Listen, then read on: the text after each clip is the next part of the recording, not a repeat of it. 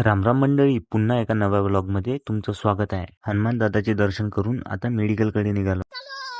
मेडिकलमध्ये आलो आणि वैभव मोबाईलमध्ये बघून हसत होता. तू समझा कोणी एवढा चांगला जोक पाठवला माहिती नाही. बात तो सही है. आणि बाहेर आलो. हेमन माहित नाही काय पाहत होता. मला तर वाटते कारमध्ये चक्के किती आहेत ते पाहत होता. अबे साले पीएनजी वाला आला होता. काल ऑर्डर टाकला, आज माल पण येऊन गेला. अच्छा ठीक है, समझ गया. आणि ऑर्डर चेक करून घेतला, कारण उद्याचा रविवार आहे, जास्त पेशंट राहणार. आणि जेवण करायला घरी गेलो होतो. ठीक है. तेवढ्यात मला लहान मुलं कंचे खेळताना दिसले. मी म्हटलं मोबाईल सोडून आता पण कंचे खेळणारे मुलं आहे.